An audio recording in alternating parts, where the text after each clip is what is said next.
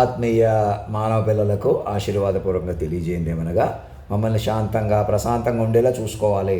మమ్మల్ని మనిషిగా నిందించడం, మనిషిగా ఎదుర్కోవడం చేయకూడదు. నేను మనిషిగా సమాధానం చెప్పాలని చూడకూడదు.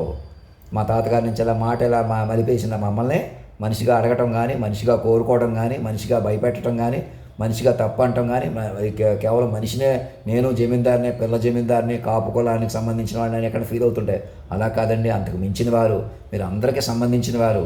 అసలు మీరు అన్నది కరెక్టే. మీరు మనిషి కాదు, మైండ్ అని చూడటానికి నేను ఈ రూపం కూడా, నేను వేసుకున్న డ్రెస్ కూడా మీకు బెస్ట్ కనపడటం కోసం ఉన్నంతలో.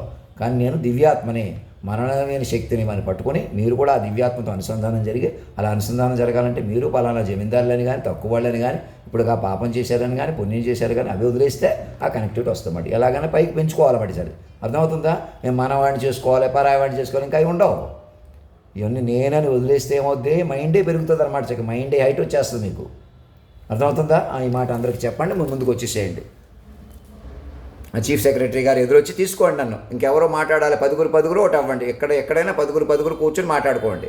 పదుగురు బలపడండి. నేను ఒక్కడనే ఉంటున్నాను, ఇంకా నేనే ఆవేశపడుతున్నాను, నేనే ఇలా ఉంటున్నాను, అలా ఉంటున్నాను చూడకండి. ఇక అలా ఉన్నవన్నీ కూడా మీరు నన్ను పట్టుకోక, శక్తివంతమైన పరికరాలు మిమ్మల్ని పట్టుకోకుండా చేస్తున్నాయని తెలుసుకోండి. ధర్మో రక్షతి రక్షత, సత్యమేవ జయతే.